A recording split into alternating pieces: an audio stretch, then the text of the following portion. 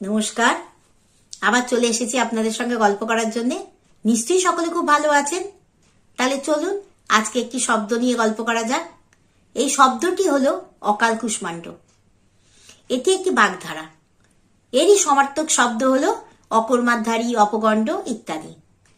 অকাল অর্থাৎ অসময়, আর কুষ্মাণ্ড মানে হচ্ছে কুমড়ো। এটি একটি বিশেষ্যপদ মনে হলেও এটি কিন্তু একটি বিশেষ ধরনের বিশেষণ।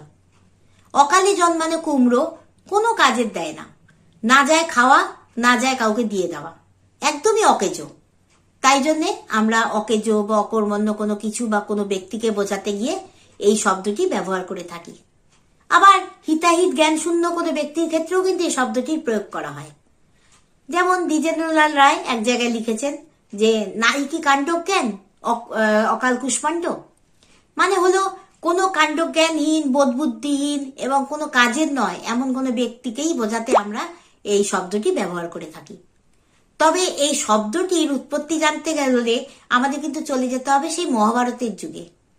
মহাভারতে পাণ্ডুর দুই স্ত্রী ছিলেন, তাদের নাম ছিল কুন্তী ও মাদ্রী। এনারা যথাক্রমে যুধিষ্ঠির, ভীম, অর্জুন, নকুল ও সহদেব 5টি পুত্র সন্তানের জন্ম দেয়। আবার এই যে পাণ্ডুর যিনি জ্যেষ্ঠ ভ্রাতা ধৃতরাষ্ট্র, তার স্ত্রী ছিলেন গান্ধারী। তিনি কিন্তু 2 বছর ধরে গর্ভধারণ করেও কিন্তু তার কোনো সন্তান ভূমিষ্ঠ হচ্ছিল না। ফলে তিনি ঈর্ষান্বিত হয়ে পড়েন এবং রাগে ক্ষোভে তিনি কি করেন, তিনি নিজের গর্ভপাত নিজেই করান এবং একটি কুষ্মাণ্ডর আকারের মানে কুমড়োর আকারের মাংসপিণ্ড তিনি প্রসব করেন এবং এই কথা সারা রাজ্যে ছড়িয়ে পড়ে। সকল রাজ্যবাসী জেনে যায় যে তিনি একটি কুমড়োর মতো মাংসপিণ্ড প্রসব করেছেন। পরবর্তীতে ব্যাসদেবের নৈপুণ্যতায় সেই মাংসপিণ্ড থেকে জন্ম নেয় 100টি পুত্র এবং দুঃশলা নামক একটি কন্যা সন্তান। এই 100টি পুত্রের মধ্যে দুর্যোধন, দুঃশাসনও ছিলেন। কিন্তু এই 100টি পুত্র সন্তান এদের রাজ্যলোভ, এদের এই অন্যায় আচার আচরণ, এদের যে মাত্রা ছাড়া বিলাস, ভোগস্প্রিয়া এবং অন্যায় ষড়যন্ত্রের ফলেই কিন্তু যে 18 দিনের কুরুক্ষেত্র যুদ্ধ হয়েছিল তাতে কুরুবংশ ধ্বংস হয় এবং এদেরই বলা হয় যে অকাল কুষ্মাণ্ড।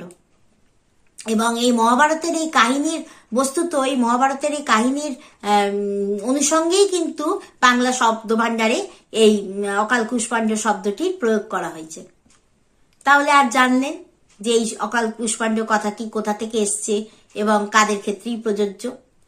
এরকম নতুন নতুন গল্প নিয়ে আবার আপনাদের সামনে হাজির হব।